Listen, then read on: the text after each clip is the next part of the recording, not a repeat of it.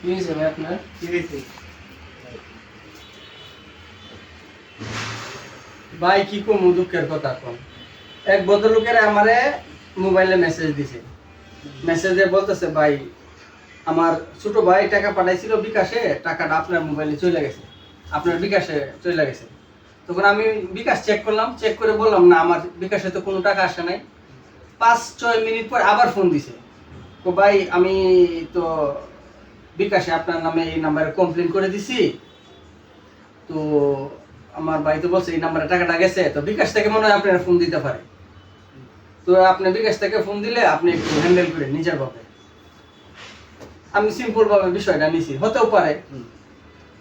কিছুক্ষণ পর আবার বিকাশ থেকে এক ভদ্রলোকে ফোন দিয়ে বলতেছে, আমি বিকাশ থেকে বলতেছি আপনি কি নাম্বার চালাতে চান না বন্ধ করে দিতে চান? না আমি চালাতে চাই। তো আপনার নাম্বারে এক ভদ্রলোক কমপ্লেন করছে, ওইগুলো বলতেছে। আমি তো মনে করছি একটু আগে তো আমার ফোন করে বললো সত্যি।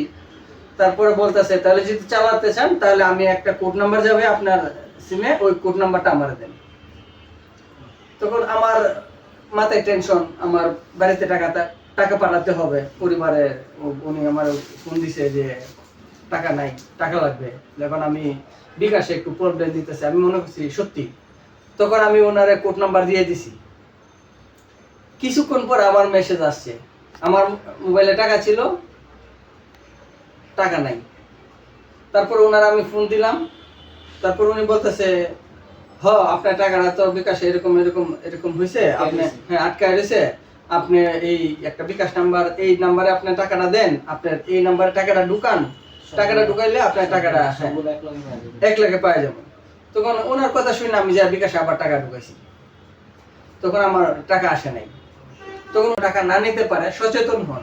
বিকাশ কোম্পানি থেকে, নগদ কোম্পানি থেকে কোনোদিন ফোন দিয়ে কোড নাম্বার চাইবে না। যারা কোড নাম্বার চাইবে তারা প্রতারক, ঠক, তারা বাটপার, চিটার।